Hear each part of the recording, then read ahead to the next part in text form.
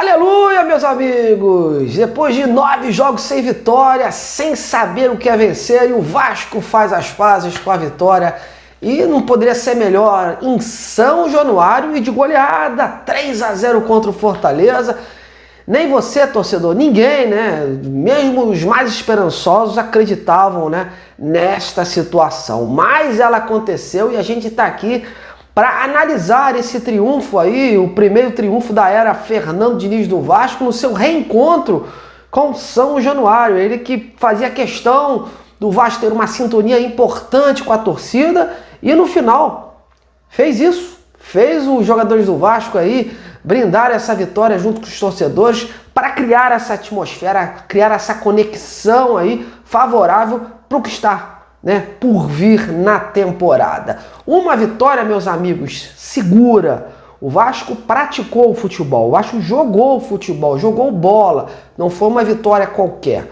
Uma vitória segura desde o primeiro minuto, né? Tirando aquela bobeada ali do Léo Jardim ali, dos zagueiros, que quase culminou no primeiro gol do Fortaleza logo no início do jogo, quando a bola saiu. No mais, o Vasco dominou as ações, soube controlar as ações do jogo. Em nenhum momento pôs essa vitória aí num cenário desfavorável, né? Conseguiu conter o ímpeto do Fortaleza, né? Neutralizando as ações do time do Vojvoda. Então o Vasco soube vencer essa partida no momento certo. E o mais importante, a equipe do Diniz foi efetiva. Aqueles gols, tanto no início do português Nuno Moreira, quanto no segundo tempo do Verratti, foram a senha para a vitória, né? O Vasco fez uma atuação muito segura, muito dono de si, né? Sabendo o que queria propor com a bola, sabendo se posicionar, sabendo correr acima de tudo, né, meus amigos? Você vê que o Diniz foi fazer as alterações quase assim no final do jogo e o grupo conseguiu, né, manter, porque soube correr no momento certo. E outra coisa, a confiança é a base do negócio. O time do Vasco tem limitações, a vitória não pode mascarar isso, né? Há carências ainda, há lacunas. O Vasco, quando for precisar do banco de reservas, vai sofrer um pouco, mas hoje a gente vê novas ideias em campo, novas ideias ofensivas, um time menos engessado, um time sabendo o que fazer com a bola, sabendo o que propor, né? O garoto Ryan lá na frente, trombando, indo ao ataque, chutando, sendo peça importante lá na ofensiva. O Nuno, então, aquele tapa na bola logo no primeiro gol, um gol de classe, né? O Paulo Henrique correndo, o próprio Hugo Moura, que vinha mal, também fazendo uma boa cobertura ali.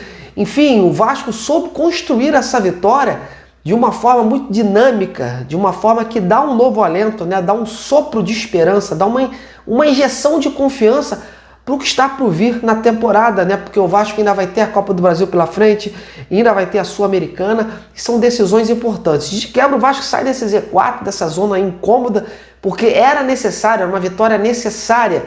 Tudo bem, foi em São Januário, o Vasco só vence em casa, mas agora a gente tem que dar tempo ao tempo. Vamos avaliar aí, né? Dar uma certeza para que o Fernando Diniz, uma chance para que ele possa mostrar aí nos jogos fora de casa uma melhor sorte. E esse futebol, o Vasco tem que ser mais agressivo, o Vasco não pode aceitar com passividade os resultados que estão por vir dentro da partida. Sofrer um gol, não tem que se abalar, tem que partir para cima, tem que acreditar, né? Quando a gente tem limitações, a gente tem problemas dentro de algum grupo, por alguma função técnica, a gente tem que superar, né? E eu acredito que o Diniz está colocando isso na mente dos jogadores. O Vasco tem que querer sempre mais, né? O próprio Verratti estava sendo entrevistado agora no final da partida e ele falou que o Diniz falou para ele que com ele vai fazer mais gols, então tem que acreditar, tem que ir até o fim, lutar pela bola, e o Vasco poderia ter feito até mais gols. Uma pena, né, o Vasco não ter conseguido um placar ainda mais dilatado, porque o Fortaleza não impôs perigo ao Vasco. E não só porque o Fortaleza não jogou bem, mas porque o Vasco conseguiu, com o seu posicionamento em campo, neutralizar as ações da equipe do técnico Vojvoda. Enfim, uma atuação muito segura, a lamentar, né? A expulsão do Coutinho, uma expulsão muito boba, acho até que foi muito rígida aquelas expulsões.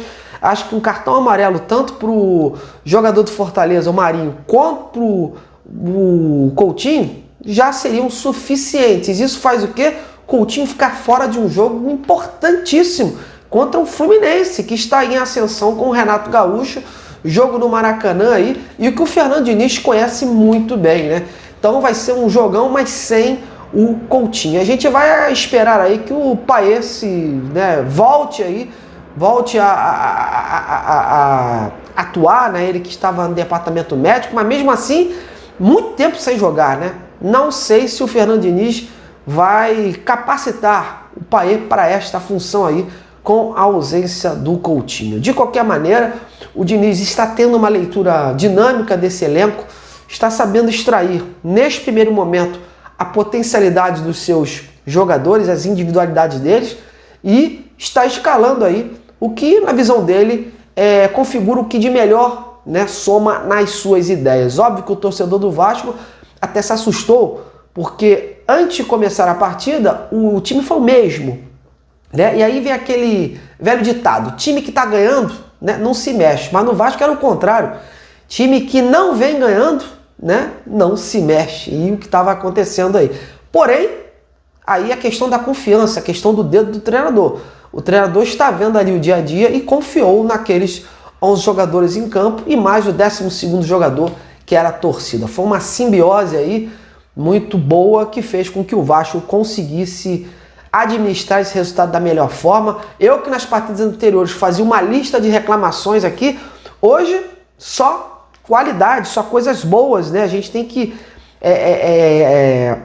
bater palmas para o coletivo do Vasco. Uma vitória coletiva, uma vitória da coletividade, né? O coletivo do Vasco hoje falou mais alto, né? O Verratti conseguiu superar aí a fase ruim, que ele não vinha jogando bem, conseguiu fazer 2 gols naquela dobradinha do Piton, é verdade, mas mostrou ali o seu oportunismo de sempre e peça importante para a artilharia do Vasco. O Nuno também, vários jogadores, difícil você dizer ali, aquele jogador jogou mal. O Vasco teve uma vitória coletiva, porque uma vitória sóbria, dona de si, uma vitória que dá respaldo aí para a gente confiar e ter esperanças no que está por vir aí, né, para a temporada, né? O Vasco vai ter algumas decisões importantes, tem o Operário, tem o Melgar, tem muitos jogos pela frente aí, tem o Fluminense, então são uma sequência decisiva aí que o Vasco tem que prosperar e é muito importante não deixar a peteca cair. O Vasco tem que manter esse ritmo. Acredito aí que o Fernando Diniz vai conseguir aí reunir, vai capacitar esse elenco para pelo menos nessa sequência aí, até o Mundial aí de clubes, o Vasco conseguir se manter aí e ir ao mercado e contratar aí 1 ou 2 peças fundamentais, pontuais, que possam agregar esse elenco. É o que eu digo. A vitória não pode mascarar os erros do Vasco, não pode mascarar as limitações. É preciso apontar erros, é preciso apontar limitações. Ainda há muito que corrigir, né? Ainda há muitos erros, mas a gente já vê aí uma sobriedade no estilo do Diniz. E outra coisa, o Vasco tem que reforçar principalmente o banco de reservas. O banco de reservas que eu acho hoje é o fator mais perigoso, né? O Vasco precisa ter elenco para essas 3 competições e para isso precisa de jogadores aí, nem que busque na base, mas o Vasco precisa se reforçar nesse sentido para ter opções. E, com isso, acreditar nas ideias do Fernando Diniz. Bom, meus amigos, agora eu quero ouvir você. O que você achou aí desse reencontro do Diniz? Qual foi o jogador mais importante ou jogadores, na opinião de vocês, que fizeram aí o melhor futebol e ajudaram nessa vitória? Então, comente, participe, não esqueça do like no trabalho e vamos juntos nessa. Um bom sábado a todos e um bom início de domingo. Amanhã a gente está junto de novo. Saudações vascaínas!